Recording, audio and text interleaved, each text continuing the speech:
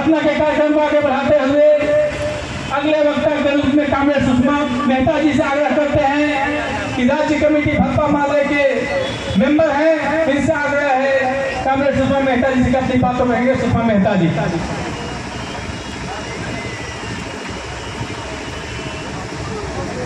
धन्यवाद comrade Ravi ji.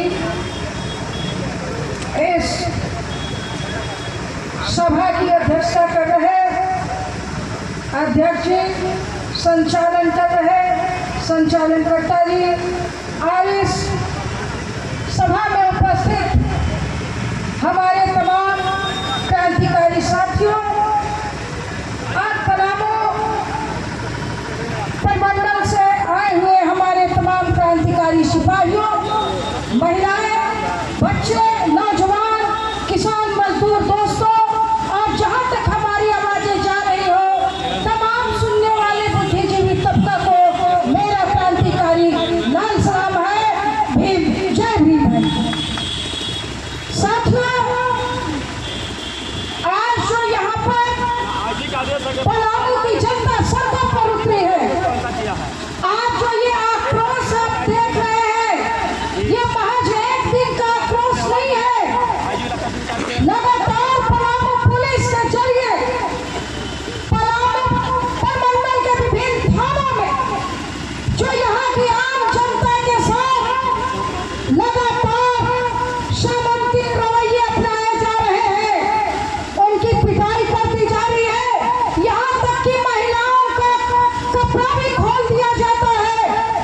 Police महिलाओं पर हावी होकर के जो पिटाई कर रहे हैं, ये पलामू पुलिस के लिए एक बदनुमा दाग है। मैं ये कहना चाहती हूँ कि ये जो घटना यहाँ पलामू में 11 अगस्त को घटी, 12 को अस्पताल परिसर में अभिषेक रंजन, सुधांशु कुमार विरंची के साथ, ये बहुत ही शर्मनाक है। आप जानते हैं कि जो न्याय के लिए जो जनता ही नहीं बल्कि एडमिनिस्ट्रेशन में बैठे हुए लोग भी जब उन पर कोई कार्रवाई होती है तो उन्हीं काले कोट के पास जाते हैं, और वही काले कोट वाले लोग आपके लिए न्याय में बहस करते हैं और आप उन पर लाठी चलाते हैं। आपको शर्म नहीं आता?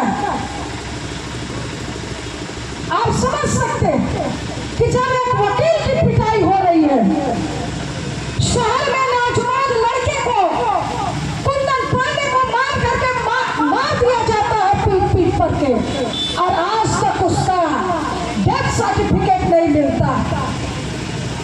कैसी विडंबना है। और यहाँ की कप्तान कौन है? पलामू की महिला एसपी है, जो महिलाओं को पुरुषों के हाथ पिटवा रही है। उनको शर्म नहीं है। जैसा कि हम लोग जानते हैं कि किसी भी महिला को या महिला पर कार्रवाई करने से पहले आपका महिला पुलिस का होना अनिवार्य है। लेकिन पलामू पुलिस इतनी बेलगाम हो चुकी है कि अपने कर्तव्य को भूल गई है। यहाँ के डीआईजी साहब जो लगातार फेसबुक में छाए हुए हैं, लगातार फेसबुक के जरिए उनकी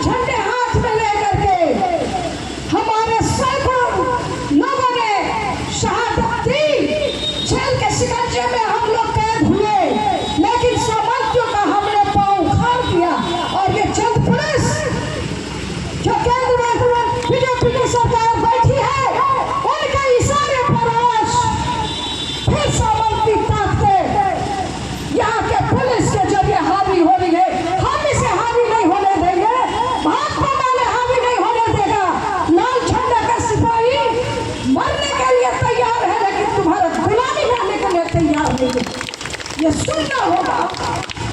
इसलिए आज हम कहना चाह रहे हैं कि जितने भी दोषी पुलिसकर्मी हैं उनको अविलंब बर्खास्तगी होनी चाहिए।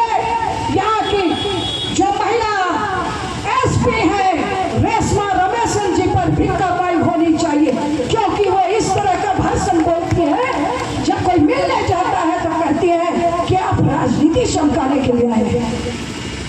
क्या ये पुलिस कप्तान का बयान है? और खुद को कहती है कि मैं लाल झंडे के घर से केरल से आई। क्या लाल झंडे के लोग यही सिखाए? मैं समझती हूँ नहीं, आप सामंती प्रवृत्ति की है और सामंती घर से ताल्लुकात रखती है और त्यागी चित्र को आप चाहती है कि हम सामंती विचारधारा से हम इनको ध्वस्त करेंगे। तो ये पलामू है, सामंती ताकतों को जमीन में गाड़ देगा और यहाँ के हक के लिए आगे बढ़ेगा। ये आपको जानना चाहिए। इसलिए हम कहेंगे अंत में साथी, क्योंकि हमारे बहुत सारे साथी हैं, हमारे बहुत सारे साथी अपनी बातों को रखेंगे और बताएंगे। और ये हमारा जो झारखंड है, इस झारखंड में जो हमारी सरकार है, जो जल जंगल जमीन की बात कर रही है, नौजवानों की बात कर रही है, हम उनसे भी कहना चाहेंगे कि ऐसे मन बढ़ेंगे प्रशासन में बैठे हुए लोगों पर आपको कार्रवाई करनी चाहिए। इनकलाब जिंदाबाद। सभी साथियों को नाम सुनो। बहुत बहुत धन्यवाद।